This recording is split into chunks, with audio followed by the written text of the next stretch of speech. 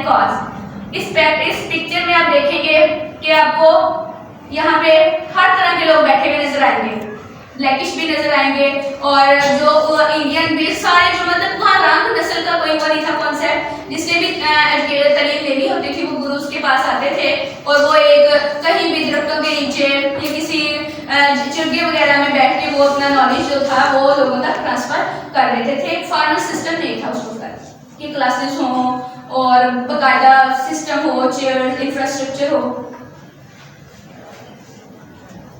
आगे सेकंड जो हमारे पास है बुद्धिस्ट पीरियड। इसमें एक चीज ऐड हुई, क्या था कि the formal teacher system of teacher training was emerged. इसमें इस जो ये वाला एरिया था इसमें फॉर्मल सिस्टम इमर्ज हो गया।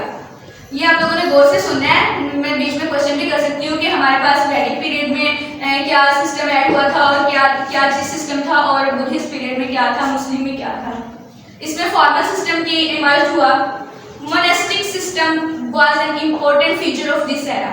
Monastic system mean कि उस वक्त एक रूहानी सिस्टम था। मीन एक तरफ लगना, या दुनिया को चूज कर लो या फिर दीन को। दीन की तालीम के लिए अलग थलग होके किसी गार वगैरह में कोई स्पिरिचुअल जो रूहानी आप लोगों ने नॉलेज ले रहे हैं उसके लिए अलग थलग हो जाओ। ये वाला जो उस वक्त जो नॉलेज था उस वक्त ये ज़्यादा इन था। ये रहबानियत आपने लफ्ज़ बचपन में पढ़ा होगा, रहबानियत है। रहबानियत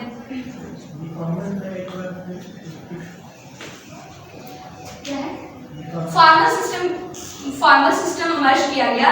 मीन एक खास जो प्लेस का इंतखाब किया जाता है। जैसे अब ये हमारा फॉर्मल सिस्टम है ना, हम लोग एक क्लास में बैठे हैं, यूनिवर्सिटी में आए हैं, तो पहले ये होता था वैदिक पीरियड में कि कोई भी जगह कोशिश कर ली जाती थी, कोई भी जगह को चूज कर लिया जाता था कि यहाँ पे गुरु वो वर्बली जो भी कुछ होता था वो वर्बली वो ट्रांसफर कर देते थे।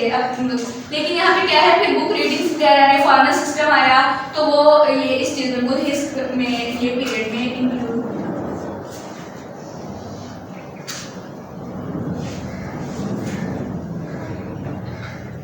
अगर ये बुद्धिस्ट में इसको थोड़ा सा वो कर दूँ अगर तो सारी पिक शो हो आपको।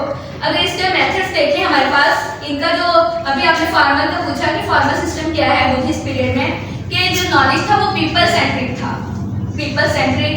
और लेक्चर सिस्टम के थ्रू वो जो नॉलेज है वो ट्रांसफर किया जाता था।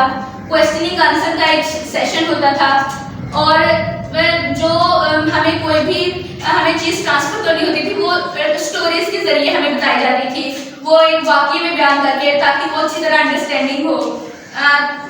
जैसे ये चीज़ सारी हम मॉडर्न टीचिंग मेथड में पढ़ते हैं ना कि स्टूडेंट सेंटर्ड हो, देखो ये पीपल सेंटर्ड था, मतलब ये वहीं से कहीं ना कहीं से कॉन्सेप्ट आ रहा है। ये हमारे हम कहते हैं न्यू चीज़ें हैं, ये न्यू चीज़ें हैं। और क्वेश्चन आंसरिंग, ये इंक्वायरी मेथड का अप्रोच है जो इंक्वायरी है ये उसको हमारी बीट करती है।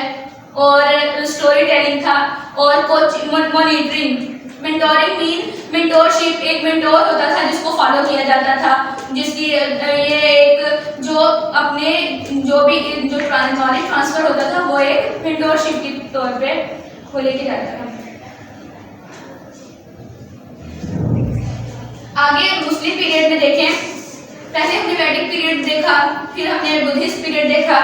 अब जो हमारा थर्ड है वो मुस्लिम पीरियड में देखते हैं कि टीचर एजुकेशन इंडिया में जब मुस्लिम पीरियड था, जब मुसलमानों के दौरे हुकूमत था, तो तब क्या चेंजिंग आई एजुकेशन में। उसमें सबसे पहले तो ये है कि इंट्रोडक्शन ऑफ अरेबिक लिटरेचर और Persian teaching among native Indians. जो नेटिव इंडियंस थे ना उनमें अरेबिक लिटरेचर का और पर्शियन लिटरेचर को ना इंट्रोड्यूस करवाया गया। Second, number of madrasa and maktab khana were opened in different part of country. Different parts of country में different types के मदरसाज और मकतब खाना को क्या किया गया, इंट्रोड्यूस करवाया गया। वहाँ मुस्लिम पीरियड की बात हो रही है, ठीक है। ये देखें, सबसे पहले हमने अरेबिक और पर्शियन लिटरेचर को इंट्रोड्यूस करवाया गया। फिर नंबर ऑफ मदरसा एंड मकतब खाना वर open in different countries, teaching of philosophy, grammar, astronomy and politics. हमारा कंटेंट क्या था, हम फिलॉसफी के बारे में, ग्रामर, एस्ट्रोनॉमी और पॉलिटिक्स के बारे में हमें नॉलेज दिया जाता था। लेक्चर मेथड वाज यूज्ड, और जो टीचिंग मेथड था वो as a lecturer, as a teacher आपको कोई ना कोई लेक्चर के थ्रू वो चीज़ें क्या करते थे डिलीवर करते थे। Good and experience teacher were assigned. जो टीचर्स का क्राइटेरिया था वो जो एक्सपीरियंस बेस्ड टीचर होते थे वो हायर किए जा रहे थे उस वक्त।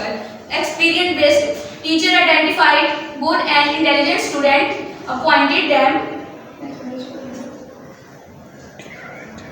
सारा शो हो रहा है नीचे से cursor Teacher identified good and intelligent student and appointed them as tutor to look class in their absence। ये आप लोगों ने वो मॉनिटर वाला सिस्टम देखा होगा गवर्नमेंट स्कूल्स में। अब भी कि अगर टीचर एब्सेंट है तो वो एक टीचर जो होते हैं वो स्टूडेंट्स जो होते हैं थोड़े स्टडी में अच्छे होते हैं और क्लास को मैनेज कर सकते हैं, तो वो टीचर्स क्या थे उनको अपॉइंट कर लेते थे और फिर जब वो एब्सेंट होते थे तो क्या है वो जो नॉलेज है जो लेक्चर वगैरह है वो बच्चों में डिलीवर कर देते थे। यहाँ नहीं होता कुछ वैसा? यस मैम, CRG यहाँ करते हैं? नहीं, इतना नहीं। लाइब्रेरी चैट लाइब्रेरी तो इंडिपेंडेंट कर रही है, इंडिविजुअली होता है। लेकिन ऐसे नहीं होता कि टीचर नहीं है तो कहें कि ये आज आप इट्सा क्लास कंडक्ट नहीं, स्कूल्स में ऐसे होता था। हाँ जी। तो वो तो ऐसे अच्छा नहीं था, ज़्यादा एम्पावर्ड बच्चे फील यहाँ एक्सप्लेनेशन की सूरत में वैसे होता है, वैसे हो रहा है। ऐसे नहीं कि टीचर एब्सेंट हो। मैंने काफ़ी बुजुर्गों को सुना जिन्होंने इस एक्सपीरियंस से गुजरे हैं। वो ये कहते हैं कि हम बड़ा एम्पावर्ड फील करते थे, हमें ऐसा लगता था कि हम ऑक्सफोर्ड हार्वर्ड यूनिवर्सिटी में कैसी कौन ये हॉल इन हॉल है। वो कहते हैं कि हमारी गवर्नमेंट सेक्टर में वो ग्रूमिंग हुई जो लोगों की प्राइवेट अलग सेक्टर में नहीं है। बात तो कॉन्फिडेंस जो आता है बच्चों में और लीडरशिप क्वालिटी आती है ये आप लोग फिर देखें मदरसा में डिफरेंट मकतब खाना मदरसा बनाएंगे मुस्लिम पीरियड में और बच्चों एक फॉर्मल सिस्टम बैठे हैं बुक्स के पास और एक डिसिप्लिन भी आपको नजर आ रहा है और ये सारा मुस्लिम पीरियड में। मुसलमानों का तो कुछ बड़ा क्लियर था ना, साबित फिलासफी के उनको फिलासफी पॉइंट ऑफ व्यू से उनकी एजुकेशन थी, तालीम दी जाती थी, ग्रामर और एस्ट्रोनॉमी पॉलिटिक्स के बारे में। मुस्लिम तो बड़े मजे हुए थे ना, और उसकी तहसील और कैसे उसको फैलाना है। मुस्लिम पीरियड के बाद हमारे पास जो इंडिया में टीचर एजुकेशन जो है हम ब्रिटिश रोल में देखते हैं कि जब ब्रिटिश रूलर थे ईस्ट इंडिया कंपनी जब ब्रिटिश आए और उन्होंने ईस्ट इंडिया कंपनी को इस्टेब्लिश किया उसके बाद क्या क्या रिफॉर्म्स आई, क्या क्या बेहतरी आई टीचर एजुकेशन में।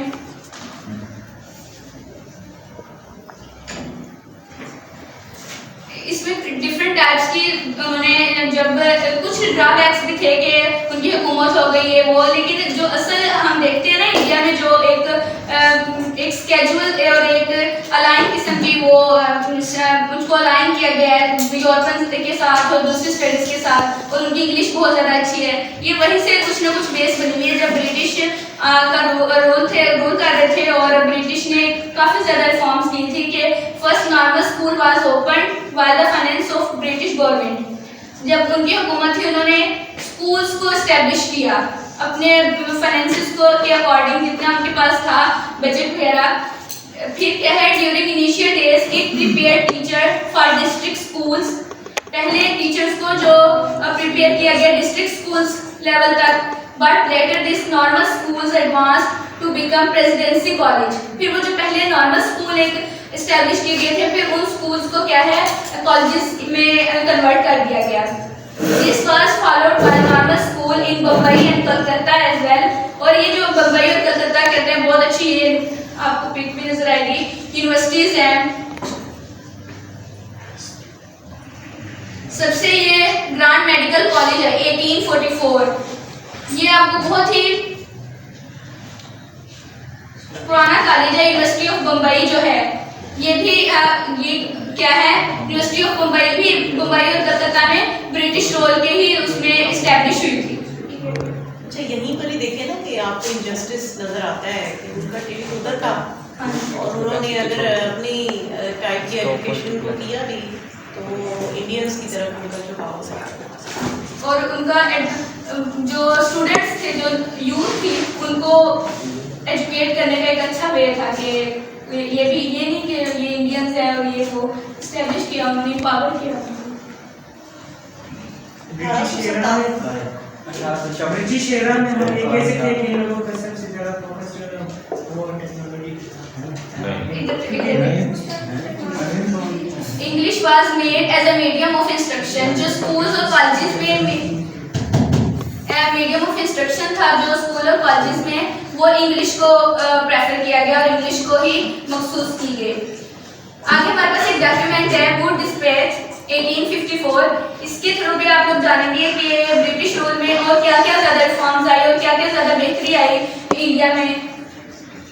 ये जो डिस्पैच, ये वुड डिस्पैच है, एक डॉक्यूमेंट, ये 19 जुलाई 1854 में रिलीज हुआ।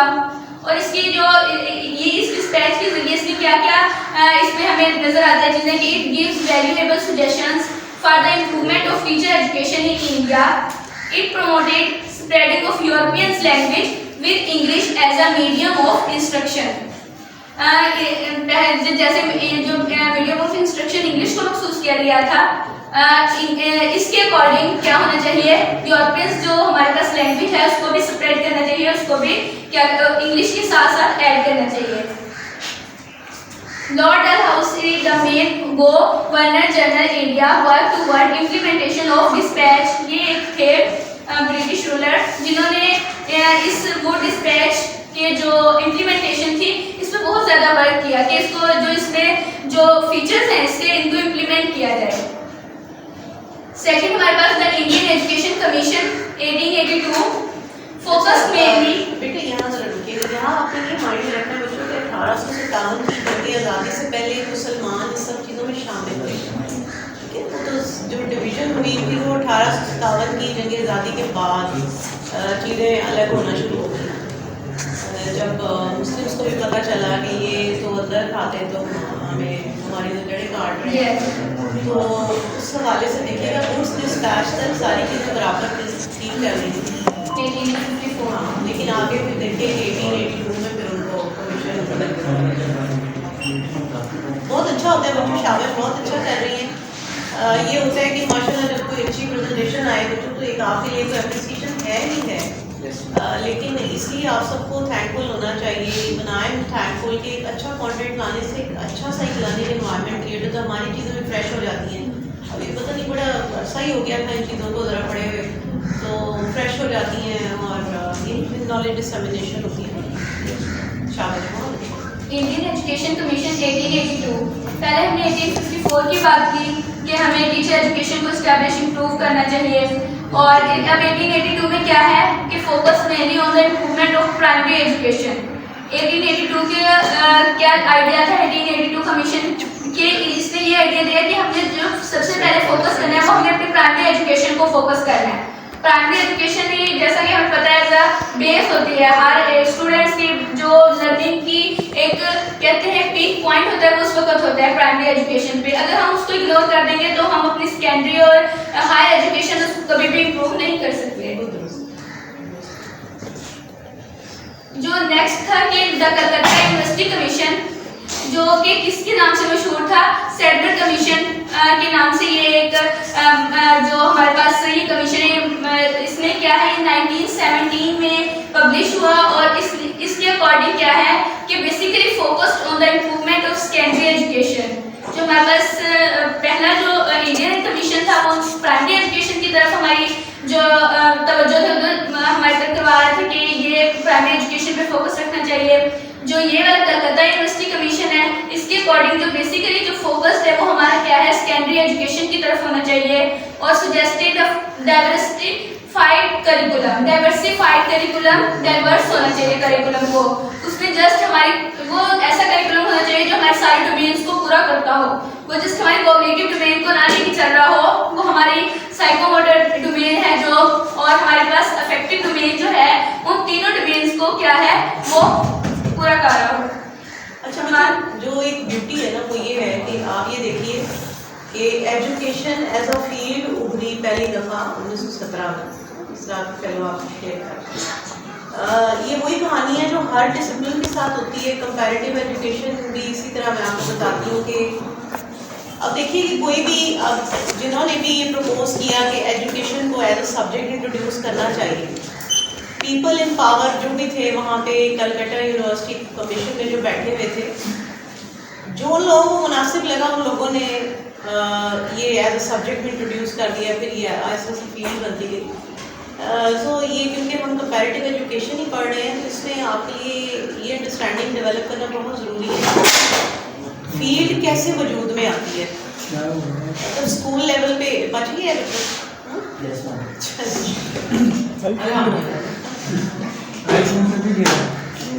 अच्छा वैसे जब फ़ोन नहीं थे तो उस वक्त बच्चों का कीमती एसेट क्या होता था फ़ोन से पहले? घड़ी। लेकिन घड़ी तो हमने बांधी होती थी ना, तो उसके तो टूटने गिरने का चांस थी। एनएल हुआ करती थी वो अगर टूट गई एडिट तो भी एडिट के लिए है ना, क्लासेस के ऐसे नहीं है वो हर 2 महीने पर घर लगता है, तो टूट जाते हैं किसी ना किसी तरीके से। चलें सो ओके सो बच्चों a very good sort of short questions can be asked for you in the paper। तो अगर आपको इसको सुनने का स्टेमिना है तो अपने फेलो को सुने, अगर नहीं तो आप क्लास से बाहर जा सकते हैं। इतना अच्छा मेहनत से कर रही हैं तो show some respect and regard to your presenter. जहाँ पे इस एक करिकुलम को डाइवर्सिफाइड किया गया वहाँ पे ही एक सब्जेक्ट मैटर की सब्जेक्ट के जो एजुकेशन है was incorporated as a subject at graduate level.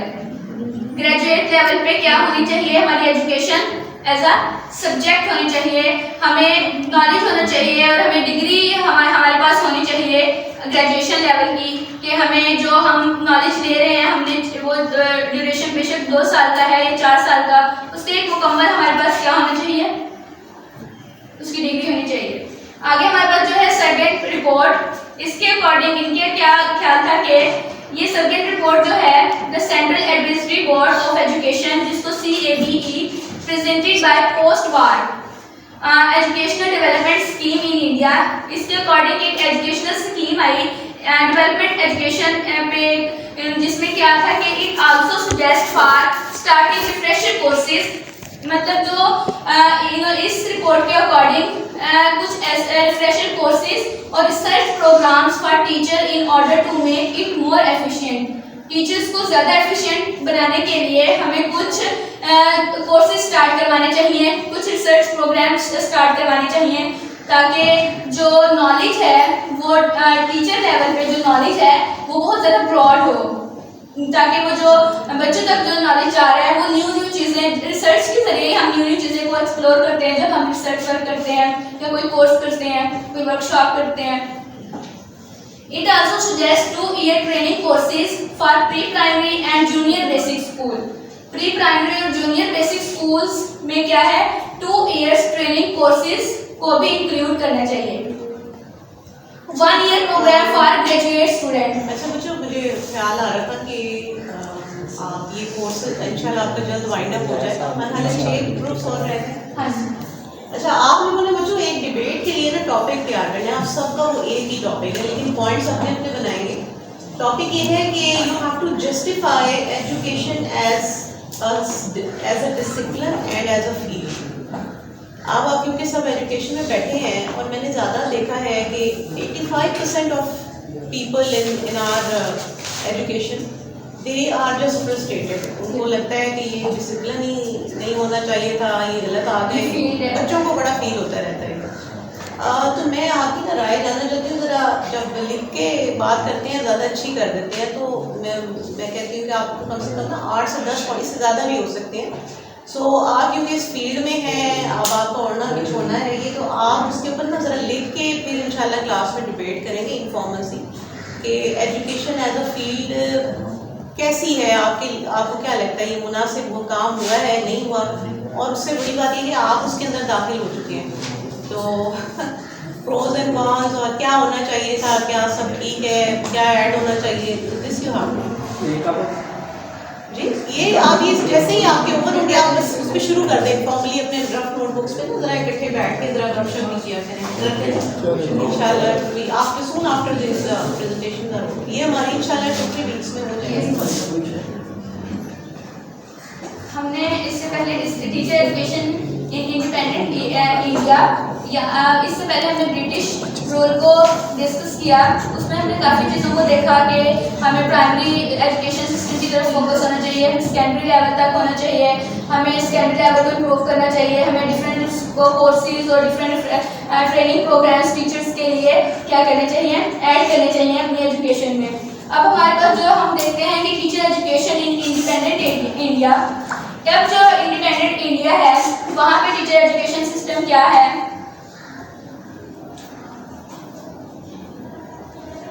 According to university education commission जो कि 1948 to 1949 तक था, आफ्टर क्या आज़ादी इंडिपेंडेंस, आज़ादी हमारी 1947 में अलग हो गए थे प्रेसिडेंट में से पाकिस्तान और इंडिया। तो इंडिया ये फर्स्ट आई थिंक ये वो था यूनिवर्सिटी एजुकेशन कमीशन जो कि क्या है 1948 to 49। This commission was pioneered in the new independent India. It examines the prevailing teacher training courses critically and a suggestion to make a course more flexible. और जो हमारा कोर्स है उसको flexible रखना चाहिए ताकि हर टाइप का बच्चा हर उसको अडॉप्ट कर सके। ये बहुत कॉम्प्लेक्स और बहुत ज़्यादा रिजिडिटी नहीं बनाना चाहिए, एक फ्लेक्सिबिलिटी रखनी चाहिए हमें कोर्स के अंदर, अपने करिकुलम के अंदर, ताकि वो अडॉप्टेबल हो सके। And it should be designed as such that theory and practice should support each other. इसको इस तरह वो डिज़ाइन करना चाहिए कि थ्योरी जो और प्रैक्टिस जो प्रैक्टिकली वर्क भी होना चाहिए और हमारा जो है क्या है थ्योरी सिस्टम भी होना चाहिए। जो हम पढ़ें वो हम प्रैक्टिकली करें। जो हमारा अभी मॉडर्न एक है कि हमें प्रैक्टिकली भी चीज़ों को करना चाहिए। हमारे करिकुलम में है कि हमारा जो मॉडर्न करिकुलम है उसमें क्या है प्रैक्टिकल वर्क पे, एक्टिविटी बेस्ड वर्क पे ज़्यादा फोकस किया गया है।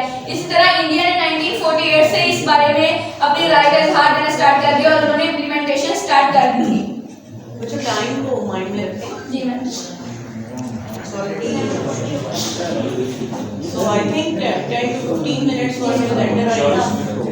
बस लास्ट टाइम 27 मिनट ज़ाहिर वन में जब होती है ना presentation it's naturally boring for others क्योंकि you are just listening, so it's already difficult, so try to make it not more. Second जो एक और इंडिया में है वो एजुकेशन कमीशन कोठारी कमीशन है 1964 का। इसने क्या सजेस्ट किया कि it suggest that teacher training institute should not be separate from universities and school, rather it should well integrate with them. कि जो स्कूल्स हैं हमारे टीचर ट्रेनिंग इंस्टीट्यूट्स हैं जो उनको हमें यूनिवर्सिटीज और स्कूल से अलग नहीं करना चाहिए, उनके साथ इंटीग्रेट रखना चाहिए। वर्कशॉप होनी चाहिए जैसे कि आपको पिक में नजर आ रहा है। National Policy of Education was adopted by Lok Sabha on May 8, 1986. This policy brought a remarkable improvement in the field of teacher training. Curriculum should be designed per need of school.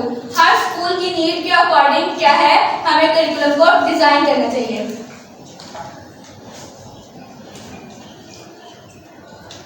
तो जिस तरह अब ये last में हमारे पास इसका एक इसका मैं ये पूछना चाह रही थी कि आप सबकी क्लैरिटी के लिए इंडिया में तो अब बहुत सारी स्टेट्स हैं, यस मैम, तो वहाँ भी इसी तरह डिसेंट्रलाइज है। अगर हर स्कूल के लिए वो करिकुलम की बात कर रहे हैं जी मैम, तो फिर हर स्टेट या जो हर प्रोविंस है उसके लिए भी फिर अलग है करिकुलम डिसेंट्रलाइज है। जी मैम, हर जो जैसे मुंबई है उनका अपना अलग है, कलकत्ता का अपना अलग है, और जो छोटी स्टेट्स हैं वो एक बड़ी स्टेट्स के अंदर जैसे आती हैं डिस्ट्रिक्ट लेवल पे उनको सेपरेट फॉलो करते हैं। चलो देखिए उनको फॉर्मूला तो पता है, वो बेहतर है हमसे एजुकेशन में स्टडी करते हैं और they have adopted some very solid points.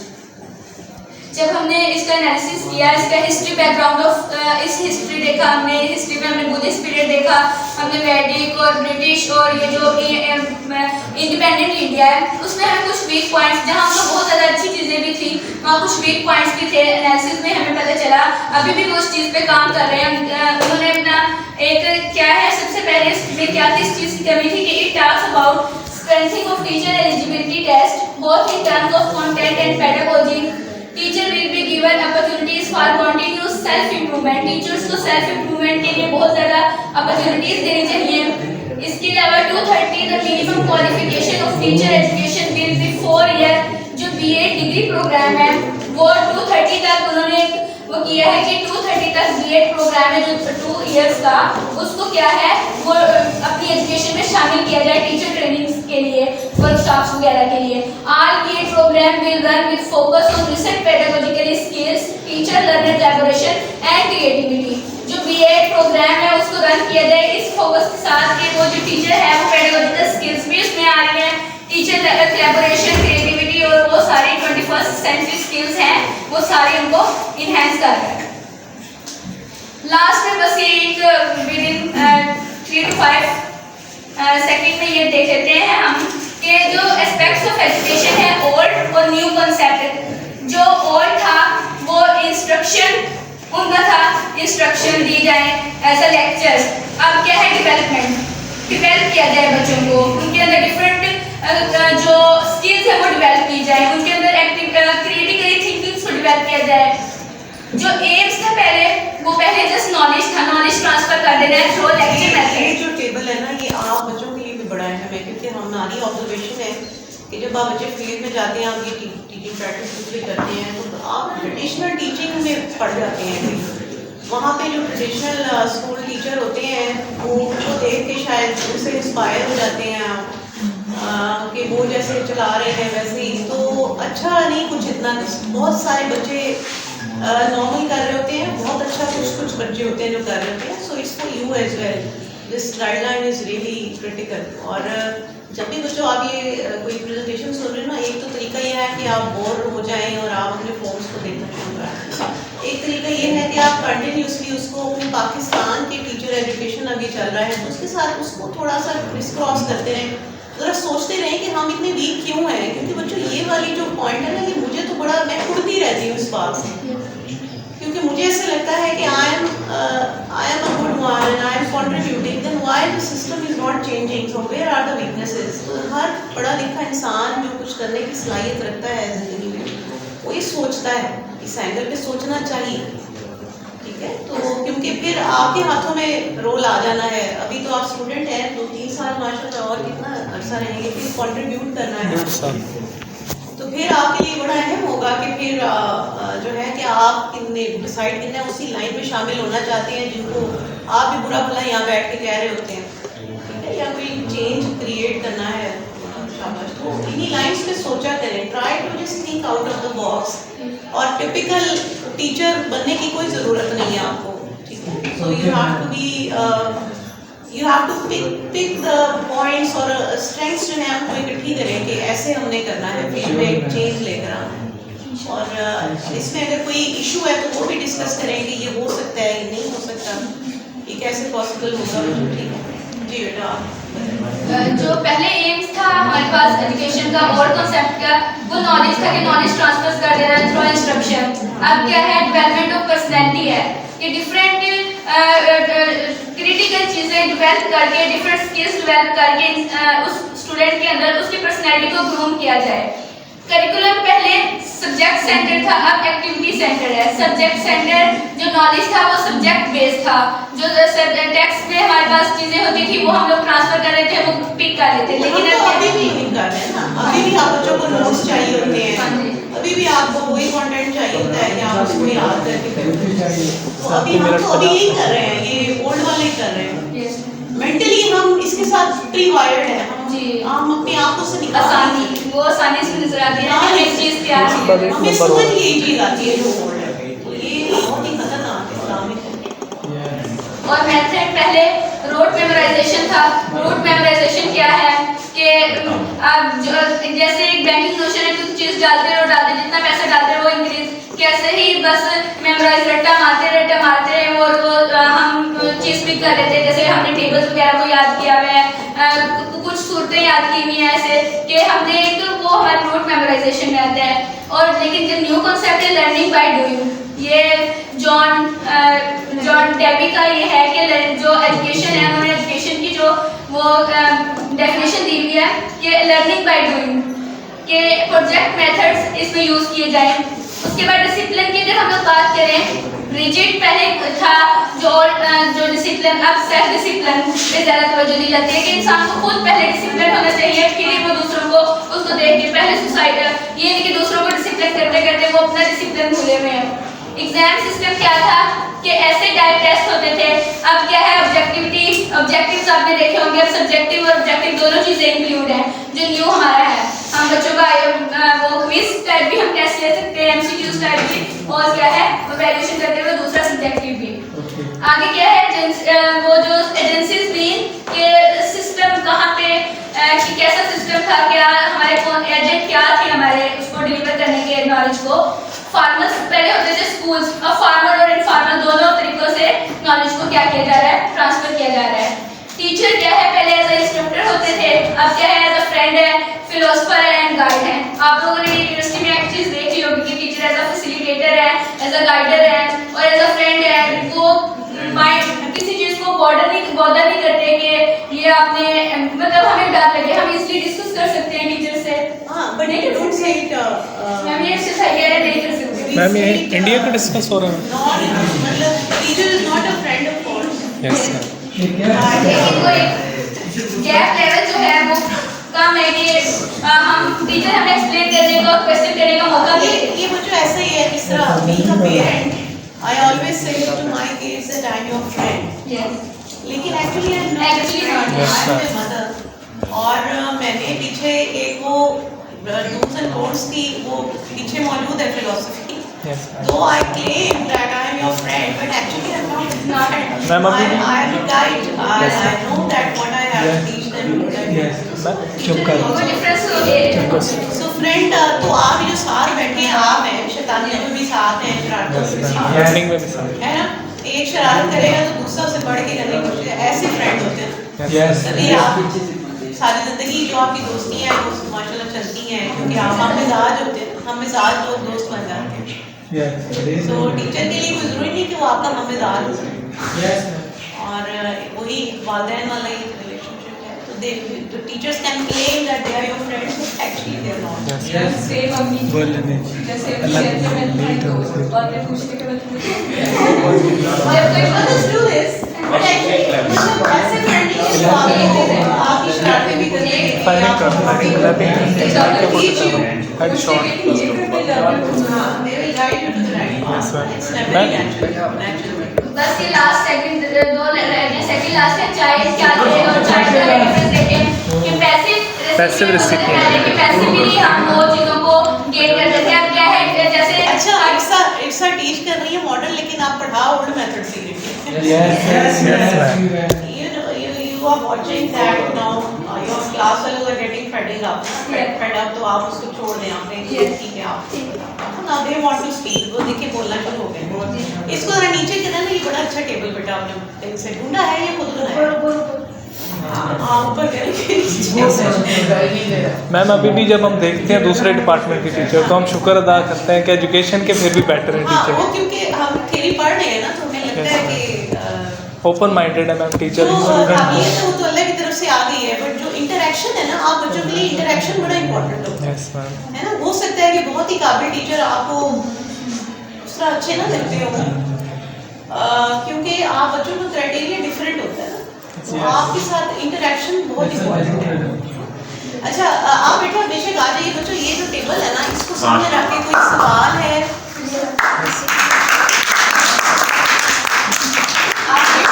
आप Yes. है ना, आपको मैंने आने नहीं देना। Yes, ma'am. शरारत करेंगे तो हमने भी आपकी टुकड़ी होती है। Yes, ma'am. अच्छा नहीं कोई दिखाएगा, कोई दिखाएगा। मैं कोई और 50 मिनट 50 मिनट बच्चों यहाँ कोई सवाल है तो पूछे, कोई बात है, कोई कमेंट है, मैंने कोई बात नहीं है, इसलिए मैं मैम ये इंडिया का था या ओवरऑल था? इंडिया पर सगीर का था। इंडियन जो है ना वो सही दुनिया के साथ चल रही है। ये आज़ादी से पहले था। सी गर्ल्स बच्चों इधर से, मां इधर से कोई नहीं करना आपका सवाल। क्वेश्चन नहीं, पहले गर्ल्स करेंगी मेरी प्यारी बेटियां। चलो शाबाश। कोई कमेंट ही करते हैं, चलिए या हमें क्या करना चाहिए ये इससे बात करें इससे यानी वही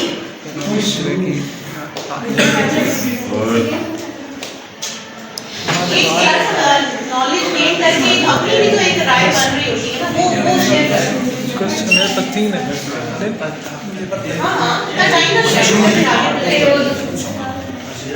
ठीक है इधर से आगे करें बात मेंटरशिप का एक नहीं ऐसे नहीं ऐसा सवाल नहीं करना जी ऐड करें अच्छा वो ब्रिटिश से पहले जब एजुकेशन सिस्टम था इंडिया में तो मोनेस्टिक सिस्टम जो था वो बुद्धिस्ट का था मदरसा मुस्लिम का था तो ये बच्चों को सिर्फ रिलीजियस एजुकेशन दे रहे थे या सोशल एजुकेशन भी स्पिरिचुअल रूहानी प्लस मैं मोस्टली स्पिरिचुअल होती थी सही अच्छा क्वेश्चन है आपका लेकिन सोशल भी चलता था साथ साथ एथिक्स एटिकेट्स होती अच्छा बच्चों यहाँ ना मैं आपको ना बड़ी क्रिटिकल बात आपको मैं बताना चाहती हूँ आप थोड़ी सी दुखी भी होंगे इस बात से लेकिन जब आपको लगेगा कि ये दुख हमारे पे छूट रहा है तो फिर परेशान भी होंगे थोड़े अच्छा बच्चों बात ये है कि आप बच्चों को ना टीचिंग प्रैक्टिस कर मैं ना असल में आप बच्चों को ना बड़ा फील करती हूँ कल आपकी प्रेजेंटेशन मुझे तो लगा आप बेटा 1-2 सेशन लेके ना इनको कुछ ऑनलाइन भी कुछ करना सिखाएं हाँ हर चीज़ का पैसों के लिए नहीं करता आपकी जो एडवर्टाइजमेंट आपकी क्लास सारी जिंदगी याद रखेगी आप बेटे आपका नॉलेज हमेशा स्प्रेड करने के लिए होता है जितना नॉलेज स्प्रेड करते हैं उसका हमें आगे होते आप मेरी क्लास में आपको इजाजत है आप 2 सेशन आप प्लान करें हम एक कामरान भाई के साथ मिलकर हम प्लान करें बिल्कुल करें क्योंकि बच्चों ये आपकी जो गैदरिंग है ना ये उसके बाद सारी जिंदगी नहीं होनी ये बड़ा एक प्रिविलेज टाइम होता है yes sir and I believe कि अगर यहाँ पर रेडी रिमोट है सर तभी मैम क्योंकि अभी जो फ्यूचर का मैम टाइम है ना वो बिल्कुल डिफरेंट है मतलब जितना हम पढ़ रहे हैं ना उससे बिल्कुल मुझे एक फिक्र होती है अच्छा टीचर वो आपने कॉन्फ्रेंस बच्चों मेरी बात अच्छी है इधर उधर सुन ले अपनी बातें बंद करें बच्चों बातें ना आपके लिए ही मैं कर रही हूँ हाँ और ये अहम बातें हैं बड़ी आपने कॉन्फ्रेंस अटेंड की होगी अभी रिसेंट डॉक्टर नासिर साहब को तो अब शायद ही कोई बच्चा जो ना जानता बड़ी आप बच्चों से अच्छी अच्छी बातें कर रहे हैं उन्होंने कहा कि टीचर का अलमिया ये है कि आपने जो पढ़ा है ना कम से कम वो तो आपने पढ़ाना ही नहीं है न्यू नॉलेज इस रिस्पॉन्सिबिलिटी को ना फील करें कि जो आप अभी पढ़ रहे हैं ना ये सिर्फ आपकी ज़ात के लिए है आपकी डिग्री के लिए अच्छा जो आपको मैं बात बताने वाली थी वो बच्चे आने जाने क्यों कर रहे हैं बच्चे अच्छा चलिए आप तो ना शोर करें बेटा मैं नहीं बोल सकती बात ये है आपको जो मैं रियलाइजेशन करवाना चाह रही हूँ वो ये कि आप बच्चों की टीचिंग प्रैक्टिस होती है ठीक है जिसमें हम ये ख्वाहिश करते हैं कि आपको स्किल भी आ जाए आपकी थ्योरी और प्रैक्टिकल जो है वो अलाइन हो जाए अब वहाँ मसला है एक वो मसला ये है कि हमारा लाइजॉन जिन स्कूल्स के साथ बनता है वो मोस्टली गवर्नमेंट स्कूल्स हैं रिपीटेडली फिर जब भी टीचिंग प्रैक्टिस आपकी होती है आपने देखा होगा मोरलेस उन्हीं स्कूल्स में है अब जिन स्कूल्स जो लाइजॉन का मतलब है कि जो स्कूल हमें अलाउ करते हैं कि ठीक है आप अपने टीचर स्टूडेंट जो है ये हमारी तरफ भेजें हम उनको स्पेस देंगे हम उनको क्लासेस भी देंगे आप हमारे स्टूडेंट भी पढ़ाएं अच्छा ये तो हैं वो वाले अच्छे फ्लेक्सिबल लोग फ्लेक्सिबल इदारे जो हमारा रिगार्ड करते हैं आप बच्चों को प्लेस करते हैं अब मसला ये है कि अब जिस तरह मैं हमेशा आपसे जितना हो सके शेयर करती हूँ कि ये जो सिस्टम्स हमारे स्कूल में चल रहे हैं ये चले अमीरों के लिए हैं ये बुरे हैं कि सिर्फ अमीरों को बेटर कर रहे हैं बच्चों क्वालिटी ऑफ एजुकेशन बेहतर है वहाँ पे हाँ ये मैं आपको बताना चाह रही हूँ अच्छा अब क्वालिटी ऑफ एजुकेशन बेहतर है तो होना तो ये चाहिए कि आप बच्चे क्योंकि उन सिस्टम्स में नहीं पढ़े हुए हैं तो आपको तो फिर वहाँ पे बिठाना चाहिए वहाँ टीचिंग प्रैक्टिस होनी चाहिए ताकि कुछ नई चीज़ें सीखें ऐसी बात नहीं लेकिन मामला ये है कि वो अपने स्कूल में एंटर नहीं होने देते टीचिंग प्रैक्टिस मैं खुद सिटी स्कूल का हिस्सा रही हूँ टीचिंग प्रैक्टिस बिल्कुल अलाउ नहीं करते थे क्योंकि वो अपना माहौल ख़राब नहीं करना चाहते वो अपने चीज़ों को मतलब दुरुस्त रखना चाहते ना अब आप बच्चे जाएंगे आपको तो बेसिक वहाँ के ना रूल्स पता है ना रेगुलेशंस पता है हर इदारे के एक अपने इंटरनल इंडिजिनस कहने के रूल्स होते हैं एथिक्स होते हैं वो आप फॉलो नहीं करेंगे आपने ड्रेसअप ऐसे नहीं हुए होंगे जैसे कि वहाँ एक्सेप्टेबल है बहुत कोई ऐसा नहीं कि बहुत बुरा कोई होता है ड्रेस जो एक्सेप्टेबल होता है लेकिन जो भी है आप ना एलियंस इन द टाउन लगेंगे वहाँ जाके मैं आपको मतलब बड़ी एक बहुत ही ना ऐसे ब्लैक एंड वाइट में बात बता रही हूँ। अब मामला ये है कि मेरी ख्वाहिश हो, मैं अपनी ख्वाहिश मेरी अगर हो ना या चलती हो मेरी, तो मैं आप सब बच्चों को उठा के ना कुछ आधों को बीकन हाउस छोड़ूँ, आधों को इधर एमएस छोड़ूँ, आधों को सिटी स्कूल छोड़ूँ, क्योंकि सरगोदा में ये 3 इदारे हैं जो स्कूल लेवल में बहुत अच्छा परफॉर्म कर रहे हैं। अब मसला ये है, मामला ये है कि वो तो दाखिल नहीं होने देते। अब आप टीचिंग प्रैक्टिस भी करते हैं तो आपकी कुछ वो चीज़ें रह जाती हैं जो एक कंटेम्प्रेरी एजुकेशन सेटअप से आपको लिंक करती हैं। इस बात की रियलाइजेशन बड़ी ज़रूरी है कि अपने आप को ना अफलातून समझना बंद कर दें कि हम अब